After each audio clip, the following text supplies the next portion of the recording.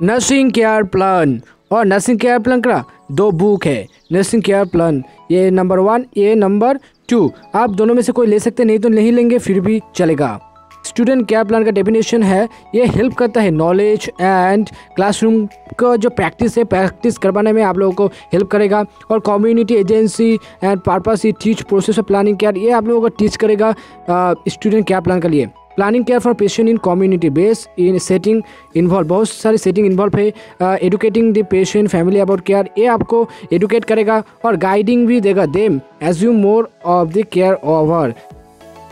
Nursing care plan का मतलब है जो पेशेंट का प्रॉब्लम है उसको आप कैसे प्रिवेंट कर रहे हैं वो प्रॉब्लम, तो वही आपको लिखना है। तो आपको डायग्नोसिस, इंटरवेंशन ये सब तो लिखना ही है। और वीडियो के एंड तक बने रहिए, इसकी मत करना, नहीं तो कुछ भी नहीं समझेंगे। पहले आप लोग ये 6 मार्जिन कर लीजिए, 1 2 3 4 5 6। इसके बाद यहाँ पे लिखना है फर्स्ट जो है असेसमेंट, देखिए first assessment, second diagnosis, third objectives, 4 intervention, 5 implementation and 6 evaluation.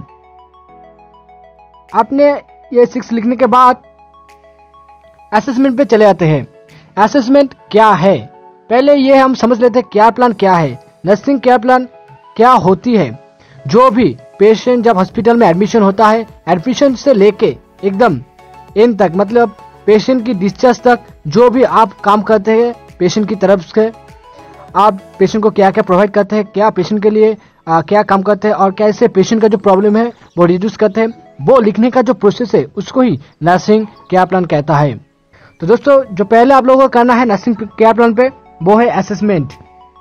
तो असेसमेंट क्या है, असेसमेंट का मतलब है एसेस करना, मतलब पेशेंट का क्या प्रॉब्लम है वो आपको एसेस करना, मतलब है देखना क्या क्या प्रॉब्लम है पेशेंट को। तो असेसमेंट दो टाइप का होता है, एक है सब्जेक्टिव डाटा और एक है ऑब्जेक्टिव डाटा। दोस्तों सब्जेक्टिव डाटा का मतलब है पेशेंट जब खुद अपने मुंह से बोलेगा कि मेरा ये प्रॉब्लम है, तो वो है सब्जेक्टिव डाटा। और ऑब्जेक्टिव डाटा का मतलब है पेशेंट जब हम ऐसे नर्स जब हम लोग ऑब्जर्व करेंगे या फिर पेशेंट को देखेंगे क्या प्रॉब्लम हो रहा है पेशेंट का, तो ये जो हम लोग एक नर्स जब ऑब्जर्व करेगा वो है ऑब्जेक्टिव डाटा। तो सब्जेक्टिव डाटा पे क्या लिखा हुआ है यहाँ पे देखिए एक एग्जांपल थ्रू के साथ। My patient complain that he have breathing problem, means he can't breathe properly. तो मेरा जो पेशेंट है, पेशेंट वो बोला कि उसका ब्रीथिंग प्रॉब्लम है, वो ठीक तरह से सांस नहीं ले पा रहा है, तो वो था पेशेंट का प्रॉब्लम जो पेशेंट अपने मुंह से बोला। तो ये था सब्जेक्टिव डाटा। और ऑब्जेक्टिव डाटा, ये by observation I found that my patient can't breathe, तो मैंने ऑब्जर्व किया कि मेरा पेशेंट ठीक से ब्रीथ मतलब सांसें नहीं ले पा रहा है, तो ये था ऑब्जेक्टिव डाटा। तो हो गया असेसमेंट। असेसमेंट करने के बाद हम लोग आ जाएंगे डायग्नोसिस पे। तो डायग्नोसिस का मतलब है जांचमेंट करना कि पेशेंट का क्या प्रॉब्लम है, उसको जांचमेंट करना ही डायग्नोसिस कहलाता है। तो यहाँ पे लिखा है इन एफेक्शन ब्रीथिंग पैटर्न क्लिस्पोनिया लंग एब्सेंस। तो जो पेशेंट का जो ब्रीथिंग प्रॉब्लम है वो क्लिस्पोनिया के लिए हो रहा है, तो ये है डायग्नोसिस, मतलब हमको जांचमेंट करना है कि पेशेंट का क्या प्रॉब्लम है। इसके बाद डायग्नोसिस करने के बाद है ऑब्जेक्टिव। ऑब्जेक्टिव का मतलब है प्लानिंग करना, जो पेशेंट का है तो हम क्या करेंगे, तो वो है to maintain normal breathing pattern. तो हमारा ऑब्जेक्टिव है जो पेशेंट का जो नॉर्मल ब्रीथिंग लेके आना पड़ेगा, जो अभी एबनॉर्मल है तो उसको ठीक करना पड़ेगा, उसको मेंटेन करना पड़ेगा। तो ये ही ऑब्जेक्टिव था। तो असेसमेंट हो गया, डायग्नोसिस हो गया और ऑब्जेक्टिव भी हो गया। अभी आगे इंटरवेंशन। इंटरवेंशन का मतलब है जो पेशेंट के लिए हम लोग को क्या क्या प्रोवाइड, जो हमने प्लानिंग किया वो क्या क्या है, वो है assess the condition of the patient, patient का जो कंडीशन है उसको एसेस करना पड़ेगा। To provide comfortable bed position, patient को ठीक एक बेड पोजीशन देना पड़ेगा। To provide steam inhalation, patient को एक इनहेलेशन देंगे हम लोग। तो ये ही था इंटरवेंशन। तो असेसमेंट हो गया, डायग्नोसिस हो गया, ऑब्जेक्टिव हो गया, इंटरवेंशन भी हो गया। और इम्प्लीमेंटेशन पे आ जाते हैं। Implementation assess the condition of the patient. जो इंटरवेंशन होता है वो ही इम्प्लीमेंटेशन पे होता है, क्योंकि जो एक्शन है ना उसको जब हम स्टार्ट करेंगे मतलब वो काम करेंगे जो हमने प्लानिंग किया था, तो वो ही है इम्प्लीमेंटेशन। तो assess the condition of the patient. इसके बाद प्रोवाइड कंफर्टेबल पोजीशन देना पड़ेगा, उसके बाद प्रोवाइड स्टिमुलेशन देना पड़ेगा पेशेंट को। तो जो भी हम काम करेंगे पेशेंट के लिए वो लिखना है और काम स्टार्ट करना है। एक्शन टेकन व एक्शन पुटिंग, इम्प्लीमेंटेशन का मतलब है एक्शन पुटिंग।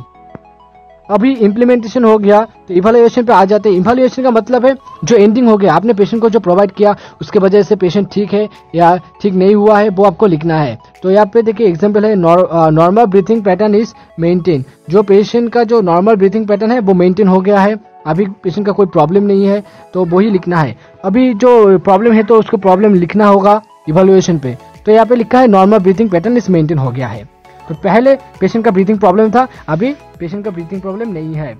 तो दोस्तों यहाँ पे आपको 6 जो पॉइंट है ये याद रखना पड़ेगा। Assessment, diagnosis, objective, intervention, implementation and evaluation. Assessment का मतलब है जब पेशेंट आएगा उसको देखना पड़ेगा, जो सब्जेक्टिव डाटा है जो पेशेंट बोलेगा उसका क्या प्रॉब्लम है, और ऑब्जेक्टिव डाटा जो है हम लोग को ऑब्जर्व करना पड़ेगा कि पेशेंट का क्या प्रॉब्लम है। तो असेसमेंट लिखने के बाद डायग्नोसिस लिखना पड़ेगा कि ठीक तरह से आपको जजमेंट करना है कि पेशेंट का क्या प्रॉब्लम है, यह है डायग्नोसिस। उसके बाद ऑब्जेक्टिव, क्या उद्देश्य है आपका, तो मेरा तो उद्देश्य एक ही होगा कि पेशेंट का ठीक करना, वही है। और इंटरवेंशन लिखना पड़ेगा, मतलब क्या क्या पहले प्लानिंग करेंगे वो इंटरवेंशन पे पता है, ये प्लानिंग करेंगे। इसके बाद इम्प्लीमेंटेशन, जो हमने प्लानिंग किया था उसको हमको काम पे प्रकाश देना पड़ेगा, तो जो हम काम करेंगे उसको इम्प्लीमेंटेशन कहते हैं। और इवैल्यूएशन जब एंड पे जो होता है पेशेंट ठीक हुआ है तो वही लिखना है इवैल्यूएशन पे। तो assessment, diagnosis, objective, intervention, implementation, evaluation. दोस्तों यही था nursing care plan. Nursing diagnosis. Nursing care plan करने के टाइम पे आपको नर्सिंग डायग्नोसिस अंडरस्टैंड होना बहुत ही जरूरी है, क्योंकि ये देखिए nursing diagnosis fill out the complete nursing diagnosis of the patient here. तो पहले date, list the current date आपको लिखना है। Nursing outcomes, list your expected outcomes कब आया पेशेंट लिखना है। Nursing intervention, list your nursing intervention लिखना है। और इवैल्यूएशन, आप मीट किया और नहीं मीट किया तो आपको ये डायग्नोसिस लिखना है। और दोस्तों आपको ये वीडियो अच्छा लगे तो nursing care plan and nursing care plan का डायग्नोसिस तो एक लाइक कर देना, और मेरे इस चैनल पे न्यू हो तो सब्सक्राइब कर देना। दोस्तों मिलते हैं नेक्स्ट वीडियो पे।